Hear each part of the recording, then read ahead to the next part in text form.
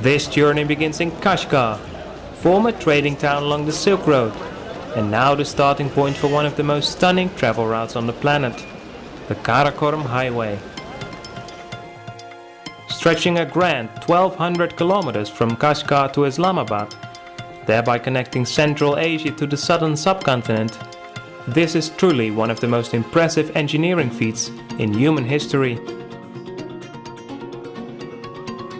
Officially opened for tourism and trade in 1986, after 2 decades of full-time construction work, severe weather patterns continue to challenge the highway and often disrupt traffic on at least some parts of the road. The same was true when I set out to embark on a memorable journey. This is the Karakurum Highway.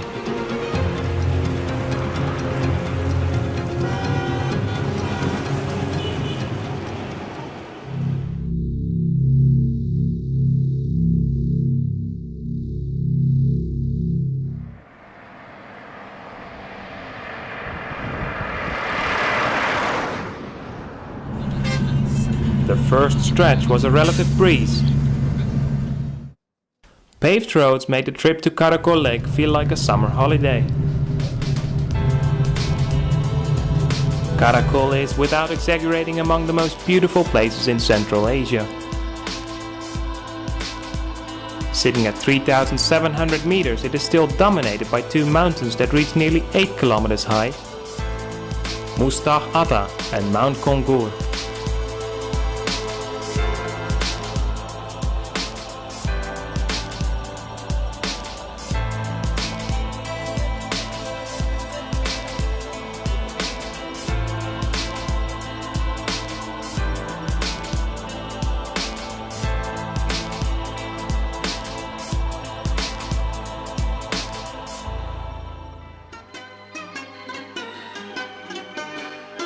Spending the night in style, I was welcomed by a Kyrgyz family, living in a yurt, a traditional tent-like structure specifically designed for nomads. After a dinner of bread and fresh goat meat, lights went out quickly, as people can only use a minimum amount of electricity, having to rely on solar energy year-round.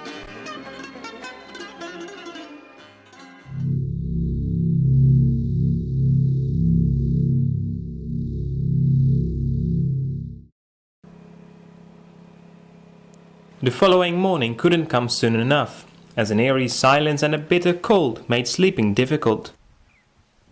Gladly, sunlight came early and quickly I found myself along the roadside, trying to catch a ride to the next destination, Tashkurgan. After an hour, a heavy truck stopped near the yurt. Proving not to be the quickest mode of transportation, the truck did get me where I wanted. The driver himself going all the way on to the Pakistan border.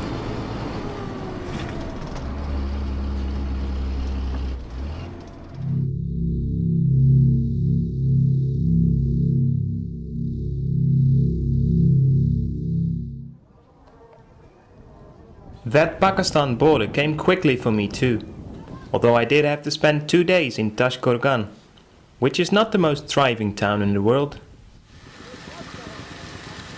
Filming this leg of the journey was quite difficult, as 2 Chinese soldiers accompanied the minivan until the border.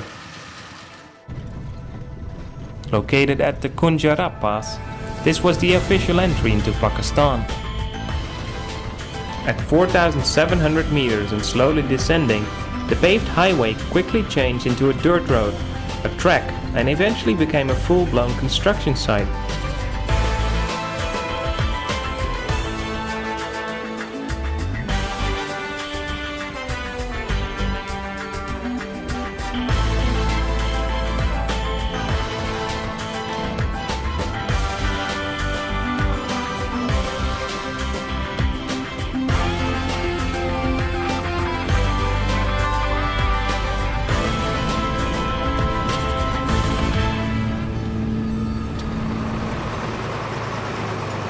Arriving in Sost, a strip of little supermarkets and tea shops, a petrol station and a few hotels actually came as a relief.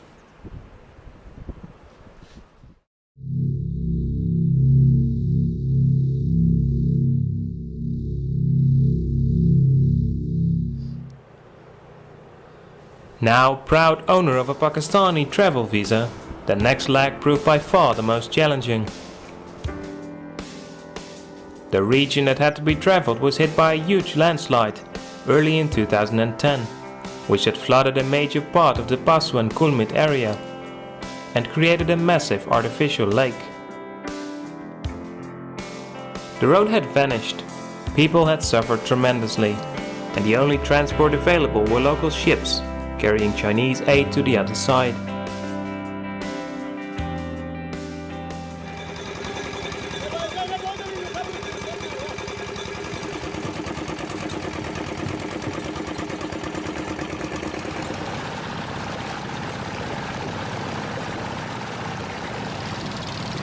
After setting off, the weather became a bit more unstable and quickly turned into a rocky scenario. Massive waves, heavy wind and rain, and 20 or so passengers on a ship that was already severely overloaded made even the captain nervous. Great excitement therefore as we finally reached the other side. The 2 hours on the lake had felt like a lifetime. After walking through fine dust and sand for a few kilometers, jeeps eventually picked us up to bring us to the final destination of the day, Karimabad.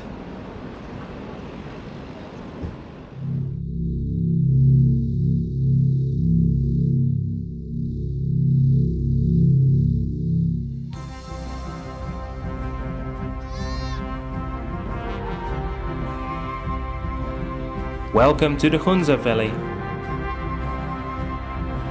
A magnificent area filled with friendly people, awe-inspiring mountain landscapes, reddening orchards, and by some accounts a true lost kingdom.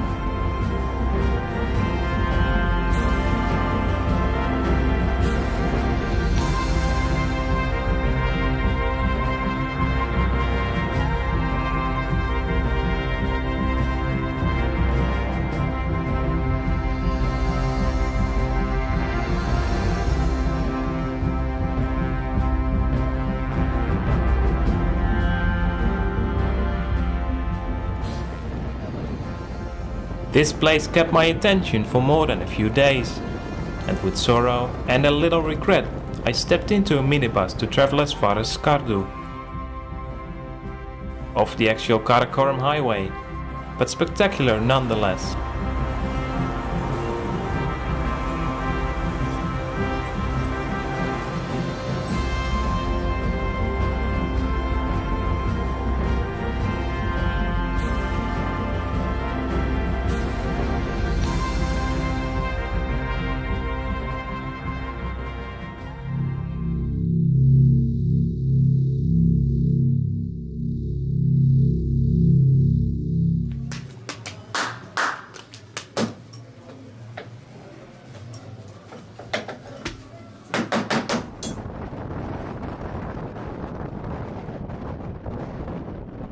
Traveling around the Skardu area was unexpectedly challenging. An otherwise easy trip turned into a little adventure as a sandstorm suddenly picked up, covering the Indus Valley in thick dust.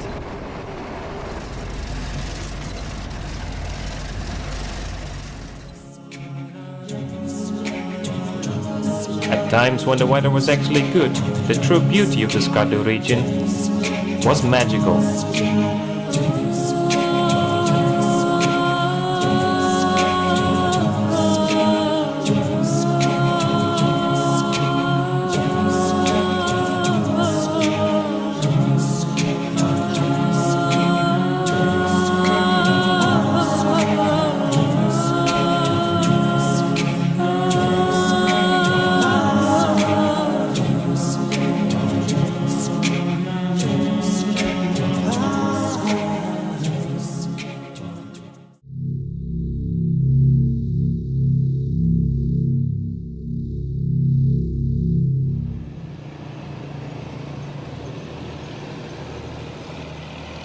As a privileged Western traveler, I had the choice of flying to Islamabad instead of a 30 to 35 hour bus journey back to Hunza and onward to the capital of Pakistan.